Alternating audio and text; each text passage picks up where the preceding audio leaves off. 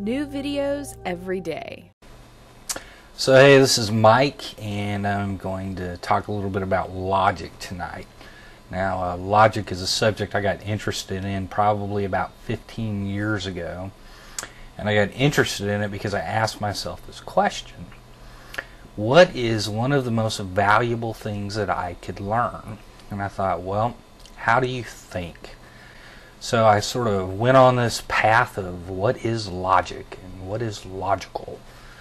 Now, one thing I actually discovered was logic actually has quite a few limitations, and I'm going to discuss those. I also found that there are more important things than logic, and I'll kind of discuss that too. Now, when I talk about logic here, I'm going to talk about it on a very fundamental basis. We could get rather complex, but we're going to learn the basics before we get into something more complicated. So what is logic? Well, logic is ideas, it's concepts, it's thoughts in your mind, and more specifically, it's putting those thoughts together in order to come up with conclusions. So when we're talking about logic, we're talking about thinking, right? Putting ideas together. So what is logic for? Logic is basically an attempt to know something. You have a question, and you're trying to rely on past experiences or past knowledge, and you're putting it together in such a way to draw a conclusion. But ultimately, you're trying to ask a question or answer a question. So there's something that you don't know, and logic is an attempt to know it. Now, there's other methods of knowing things besides logic. One of them is direct observation or perception. You know things about the universe around you because you observe them, right? Actually, another one is emotion. People know things by emotion. I actually used to know this girl who was very into emotion, and she would run around and go, "Oh, I like that. Oh, I don't like that. Oh, he's really nice. Oh, I don't like him." Now, she really didn't have any basis for what she was saying other than she felt good about something or felt bad about something, and that was kind of her method of knowing things. It was just her emotion. So observation is another method of knowing something, directly observing something. You examine it and come up with understandings about it. Now, one of the key differences between philosophy and science is philosophy tends to put more attention on thinking, and science puts more attention on observation. So there's certainly thinking involved in science, but you go, okay, well, here's this thing, maybe this is how it works, and you get an idea about it, and that's a logical conclusion. But then you have to use experimentation in order to prove or disprove your theory. That's the scientific method. So in science, logic isn't enough. It's just not enough. Once you have the idea, you have to use experimentation to observe and see if it's correct or not. So as far as science is concerned, observation is actually more important and senior to logic. Logic sort of gives you the idea of what direction you should look, but then you look and you observe and you experiment in order to determine whether the idea is true or not. Now, let me give you kind of another perspective on this, right? You exist, and there's things around you which exist, and there's a universe, and we'll call all this stuff existence. So what is science trying to do, and what is religion trying to do, and what is philosophy trying to do? Well, they're trying to understand existence. They're trying to understand how the universe works. What are all these things around us? What am I?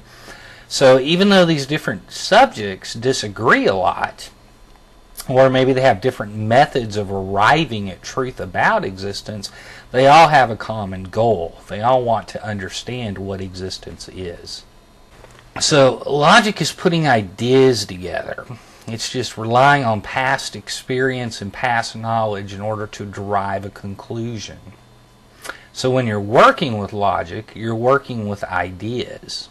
Ideas are the stuff of philosophy. Now, logic occurs directly in the mind. It's not something that happens in the universe around you. It's something that happens in the internal universe, or the mind, right? It's a putting together of ideas. Okay, now another thing about logic is logic always starts with observation. You have to learn something about the physical world around you, or the mental world, in order to kind of have an idea of what to think about. You know, if you've never seen a cat, you would not be able to think about cats. Now, you can learn things from other people. Other people have ideas. You can read them in books and etc.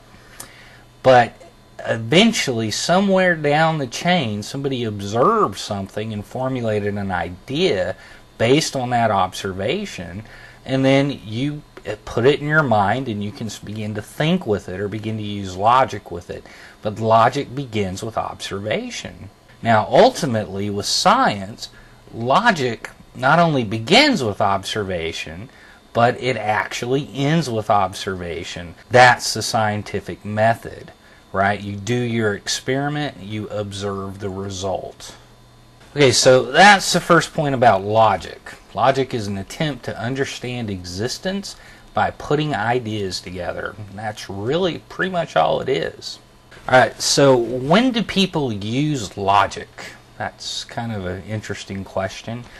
Well, it's typically when you want to know something, but you can't readily observe the thing that you want to know. And I'll give you an example. And this is one of the limitations of logic. Okay, I have something in my pocket. What is it? Okay, well, you don't know.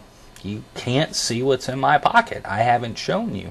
Now, you can think about it, though. You can go, well, maybe it's his car keys. People put car keys in their pockets. That's logical. Or maybe it's spare change. A lot of times people have spare change in their pockets. That's logical. So, now you can think about that for the rest of eternity. Think. But you will never know what I have in my pocket until you look, or until I show you. And that's a limitation of logic. You can't really prove if something's real or not unless you can observe it. So without direct observation, it's hard to be 100% certain if something's true or not. Now, you might believe that something's true. You might have this idea. You know, people have conviction about all kinds of things, whether they've observed it or not. You know, they go, well, I believe this. I've never seen it. Or, I believe this because it's logical. Or, I believe this because I learned it in school. Or, you know, whatever. Yeah, it's actually amazing what people believe that they haven't observed. I'll give you a funny example of that. You know, I believe there's this planet Pluto, right? I haven't seen it. I've never looked in a telescope to see that planet actually exists. Now, somebody told me that it exists when I went in school, and I've read articles about it because there's this debate whether or not it's a planet, right? But that fact is totally taken for granted. You know, we just accept based on what you call authoritarian knowledge. Here's an authority, and he says something is, so you go, oh, okay, well, I guess it is.